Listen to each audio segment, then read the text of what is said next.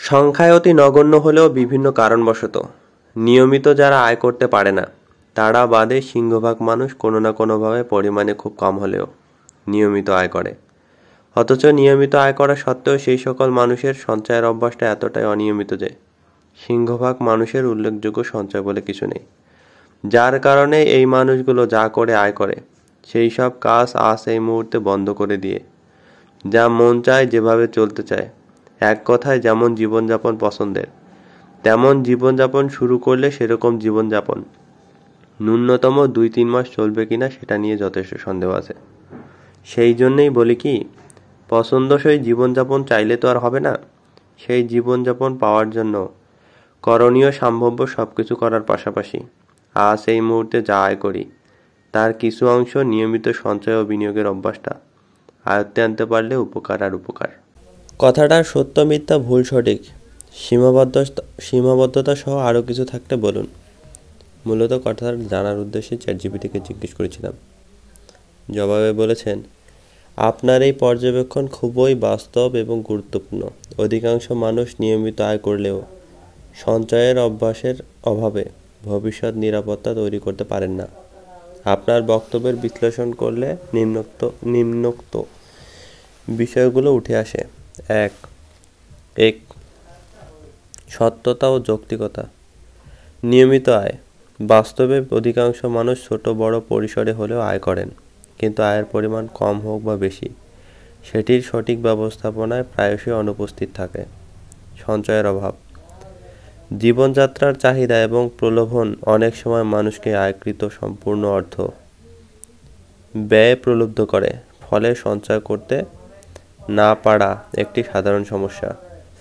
2-3 মাসের মধ্যে জীবনযাপন। এখানে আপনি একটি গুরুত্বপূর্ণ বাস্তবতা তুলে ধরেছেন। বেশিরভাগ মানুষ হঠাৎ আয় বন্ধ করে দেন, তাহলে 2-3 মাসের জন্য আর্থিক স্থিতি রক্ষা করা কঠিন হয়ে দাঁড়ায়। এর কারণ হলো জরুরি তহবিল বা পর্যাপ্ত সঞ্চয়ের অভাব। 2, সীমাবদ্ধতা। কম আয়। আয় কম হওয়ায় অনেকের পক্ষেই সঞ্চয় করাও কঠিন হয়ে যায়। তারা হয়তো ন্যূনতম চাহিদা মেটাতে হিমশিম খান। আর্থিক শিক্ষা। অধিকাংশ মানুষের মধ্যে আর্থিক পরিকল্পনার শিক্ষা বা সঠিক দৃষ্টিভঙ্গি নেই। তারা সঞ্চয় ও বিনিয়োগের গুরুত্ব বোঝেন না বা সঠিক পদ্ধতি জানেন না। ভোগবাদী মনোভাব। ভোগবাদী সংস্কৃতি মানুষকে এখনই খরচ করো এই মানসিকতায় চালিত করে। ভবিষ্যতের জন্য সঞ্চয়কে গুরুত্ব কম দেওয়া হয়। 3, করণীয়। নিয়মিত সঞ্চয়ের অভ্যাস। আয় কম হলেও তার একটি নির্দিষ্ট অংশ, যেমন শতকরা 10-20% বা শতকরা 10 থেকে 20 টাকা নিয়মিত সঞ্চয় করতে হবে। বাজেট তৈরি। আয় ও ব্যয়ের একটি সুস্পষ্ট পরিকল্পনা করে প্রয়োজনীয় খরচ কমানো। বিনিয়োগের পরিকল্পনা। সঞ্চয়ের পাশাপাশি বিনিয়োগের অর্থকে লাগানো গুরুত্বপূর্ণ।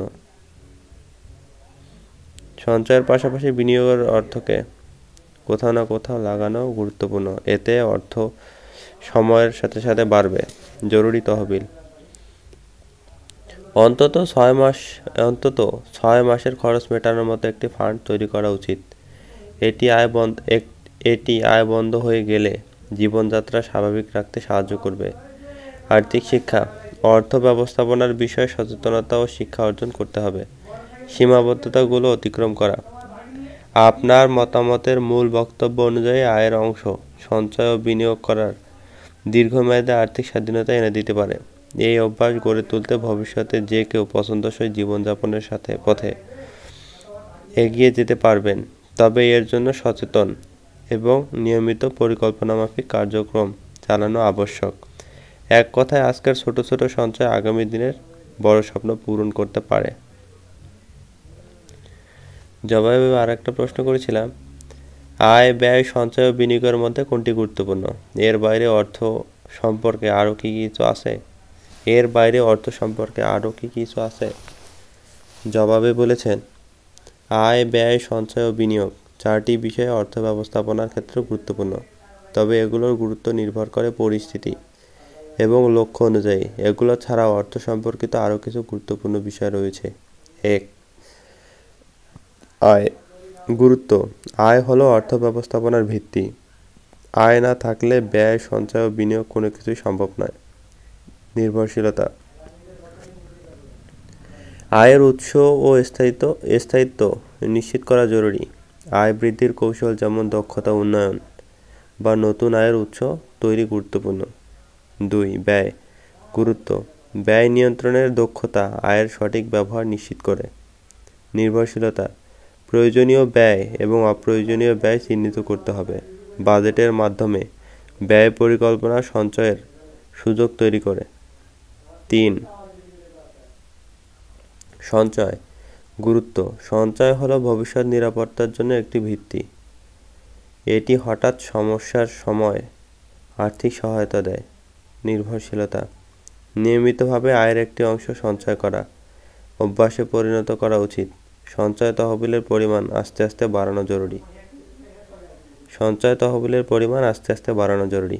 4. বিনিয়োগ। বিনিয়োগ হলো অর্থের বৃদ্ধির হাতিয়ার। সঞ্চয়ের অর্থ সঠিকভাবে বিনিয়োগ করলে ভবিষ্যতে সম্পদ বৃদ্ধি পায়। নির্ভরশীলতা। ঝুঁকি ও লাভের মধ্যে ভারসাম্য রেখে বিনিয়োগ করতে হবে। বিনিয়োগের মাধ্যম যেমন স্টক মার্কেট, রিয়েল এস্টেট, স্বর্ণ, ব্যাংক ডিপোজিট ইত্যাদি সম্পর্কে জ্ঞান জরুরি। এর বাইরে অর্থ সম্পর্কিত আরও গুরুত্বপূর্ণ কিছু বিষয় আছে বা বিষয়গুলো হলো 1. 5 নাম্বার বাজেটিং। বাজেট তৈরির মাধ্যমে আয়, ব্যয় ও সঞ্চয়ের মধ্যে একটি সুস্পষ্ট ভারসাম্য রাখা সম্ভব হয়। এটি অপ্রয়োজনীয় ব্যয় কমিয়ে সঞ্চয়ের সুযোগ তৈরি করে। 6. ঋণ ও দায়বদ্ধতা ব্যবস্থাপনা। অপ্রয়োজনীয় ঋণ এড়ানো এবং ঋণ নিলে তা দ্রুত পরিশোধ করা জরুরি। বেশি ঋণ ভবিষ্যতে সঞ্চয় ও বিনিয়োগের পথে বাধা হয়ে দাঁড়ায়। 7. জরুরি তহবিল। আকস্মিক সমস্যার জন্য একটি জরুরি তহবিল রাখা উচিত।